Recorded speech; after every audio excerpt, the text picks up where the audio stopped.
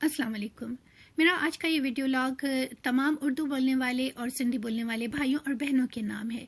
जिस तरह से आप सब देख ही रहे होंगे कि किस तरह से मकबूजा पाकिस्तान का मीडिया इस वक्त पागल हो चुका है और आईएसआई के इशारों पे वो तमाम हरकारे, वो तमाम टोले, वो तमाम गद्दार, वो तमाम बेशरम दलाल जो सिंध धरती का सौदा करना चाहते हैं, कभी महाजर सूबे के नाम पे, कभी किसी और नाम पे, वो तमाम इस वक्त एक झंडे के तले, आईएसआई के झंडे के तले मुत्तहद होके ग्राउंड में उतरने की उतारने की उनको कोशिश की जा रही है।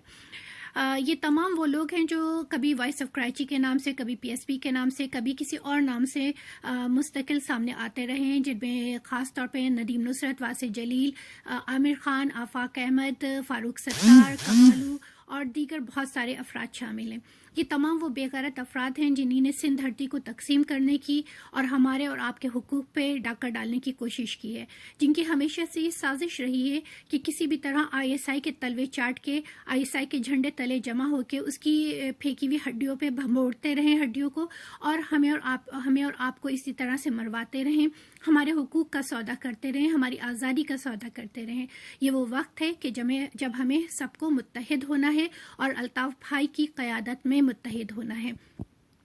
ये आईएसआई की एक और साजिश है। जिस तरह से पहले उसका प्लान ABCDEFGH हुआ करता था, अब ये नया प्लान लेकर आ रहे हैं। आप सबको इस बात की तरफ से बहुत मोहतात रहना है, चौकन्ना रहना है, मुत्तहद रहना है। सिंध धरती हमारी माँ है और सिंधु देश हमारी आज़ादी और हमारा वतन है। हम इसके खिलाफ किसी भी तरह से किसी भी साजिश का हिस्सा नहीं बनेंगे।